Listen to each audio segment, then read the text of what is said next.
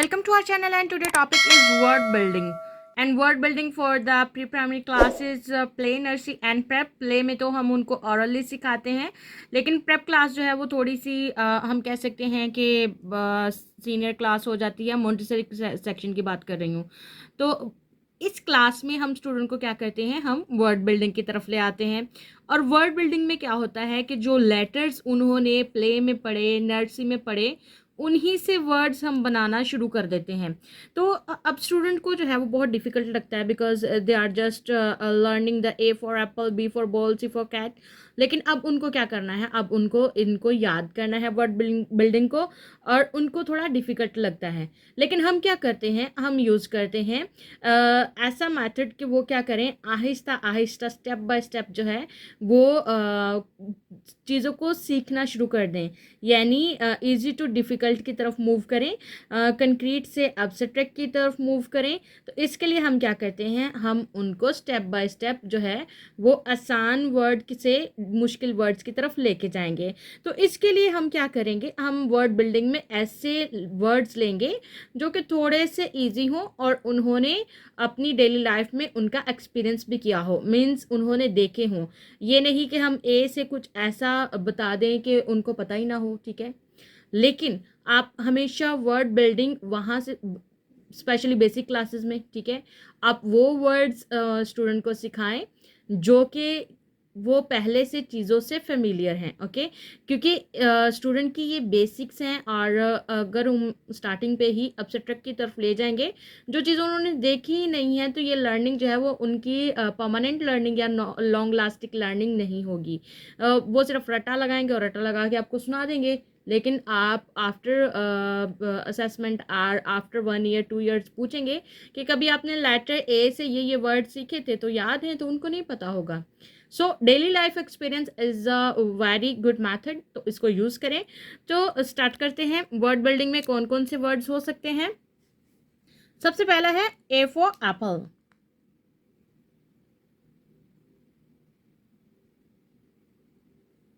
Apple उन्होंने देखा है, ठीक है, वो खाते हैं, इसलिए एप्पल उनके लिए बहुत ही इजी वर्ड होगा.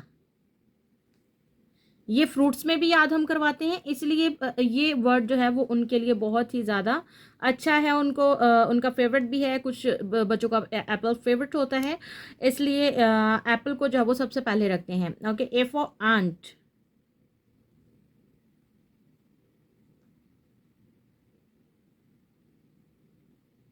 देखिए, आंट को उन्होंने देखा हुआ, अगर नहीं भी देखा तो ये हमें मिल जाएंगी. आप कहीं पे भी देखेंगे, शायद आपके पाँव में हो, तो आप उनको आंट भी दिखा सकते हैं.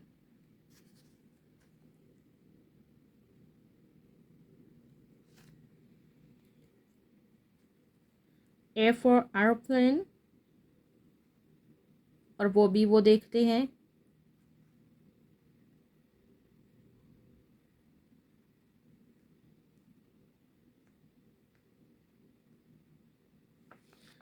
ए से और भी बहुत सारे वर्ड्स बन सकते हैं. अगर आप अपने स्टूडेंट के साथ वर्ड बिल्डिंग बनाएंगे, they definitely response to you कि ए से ये वर्ड बनता है मैम, ए से आप ये लिख लें.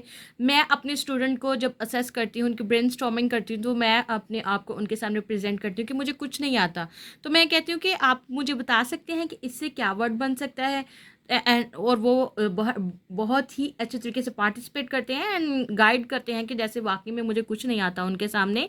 और ये मेथड जो है वो बहुत अच्छा है. आप स्टूडेंट के सामने खुद को इस तरह प्रेजेंट करें जैसे आपको कुछ नहीं आता, और ये बहुत ही अच्छा तरीका है उनकी नॉलेज को ब्रिंग आउट करने का. ओके, नेक्स्ट भी बहुत सारे वर्ड बन सकते हैं और आप बना सकते हैं. ये आप पे डिपेंड करता है कि आप ए से कितने वर्ड्स बनाना चाहते हैं, आप अपने अपने स्टूडेंट को कितने वर्ड्स ए से सिखाना चाहते हैं. B for ball.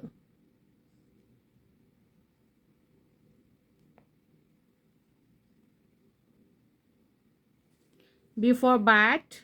बॉल के साथ बैट तो आएगा. And B for bag.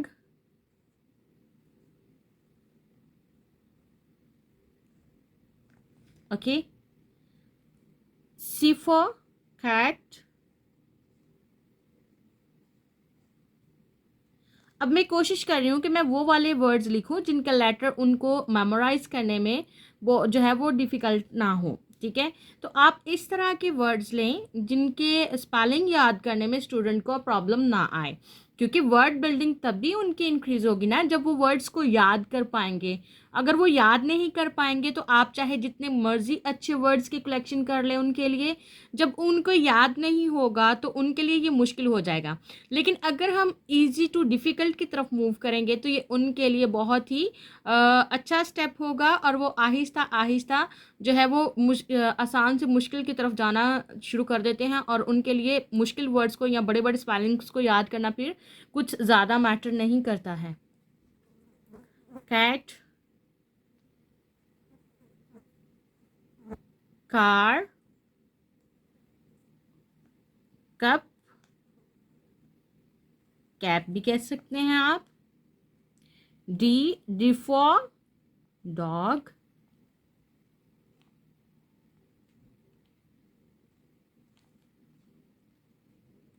D for duck,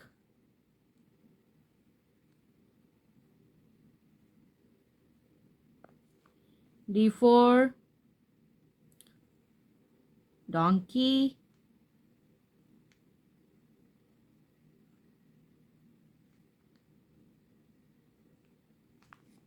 okay, and E for elephant। वैसे कोशिश करते हैं हम शॉर्ट स्पेलिंग वाले वर्ड्स को सिलेक्ट करें। E for egg, E for करते हैं हम शॉर्ट स्पेलिंग वाले वर्ड्स को सिलेक्ट करें। E for egg, E for eyes,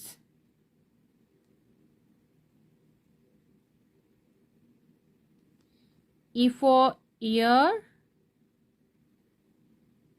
अब देखिए ये पार्ट्स ऑफ बॉडी भी हो गया,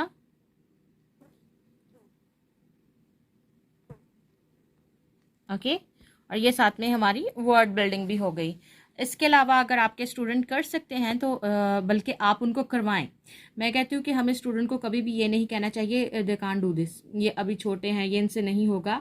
आप जितना स्टूडेंट को रिस्पॉन्सिबल बनाना चाहते हैं तो आपको उन पर उतना ही ज़्यादा रिस्पॉन्सिबिलिटीज़ उनके करनी, हैंड ओवर करनी होगी उनको आपको ऐसे डिफ़िकल्ट टास्क देने होंगे जिसको वो करें और इंडिपेंडेंट हो, क्योंकि कब तक हम स्टूडेंट को जो है वो खुद पे डिपेंडेंट करेंगे। एजुकेशन का पर्पज़ ही यही है कि हम स्टूडेंट की क्रिटिकल थिंकिंग को जो है उसको डेवलप करें, ठीक है। F for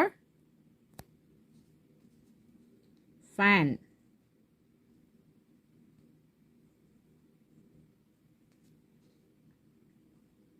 flag,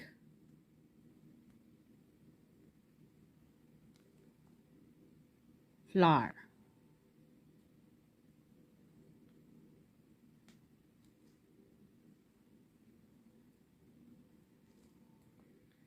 G for gun.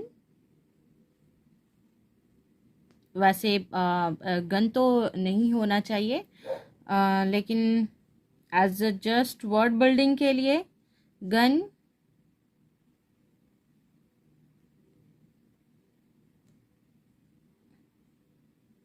God.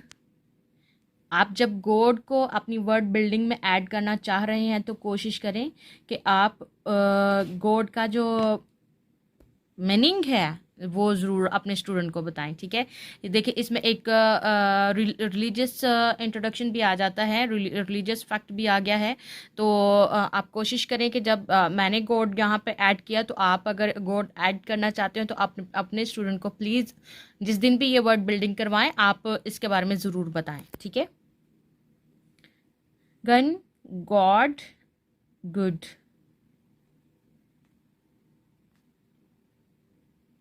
Okay. Gate भी बन सकता है, ठीक है। मैं 3 वर्ड्स बना रही हूँ, लेकिन मैंने अपनी क्लास में स्टूडेंट्स को 4 वर्ड्स जो हैं वो हर लेटर से करवाए हैं। तो आप भी ट्राई करें कि अगर आपके स्टूडेंट इस काबिल हैं कि वो ज़्यादा वर्ड बिल्डिंग याद करें तो कोशिश करें प्लीज़ ज़्यादा वर्ड्स उनको करवाएं, और कभी भी ये रिस्ट्रिक्शंस ना दें कि आपने जो करवाया है वो ही स्टूडेंट करें। At the end of the session मेरे स्टूडेंट जो हैं वो मुझे कहते हैं कि टीचर हमें ये वाले वर्ड जो हैं वो लिख सकते हैं खुद से, तो मैं उनसे कहती हूँ येस यू कैन डू। तो इसका ये होता है कि क्रिएटिविटी आती है स्टूडेंट में। अगर आप कहते नहीं जो जो हमने सिखाया है वो ही लिखें, तो इससे आपके स्टूडेंट जो हैं वो एक तो डिपेंडेंट रहते हैं, ठीक है, उनकी क्रिएटिविटी जो है वो यहाँ पे स्टॉप हो जाती है, और वो फिर कभी इस तरह जो है वो एफर्ट नहीं कर पाएंगे कि टीचर को तो वही चाहिए जो उन्होंने सिखाया है, तो हमें खुद से काम करने की कोई ज़रूरत नहीं है। जो आपके स्टूडेंट खुद से लिखते हैं प्लीज़ उनको अप्रिशिएट ज़रूर करें। H for hen,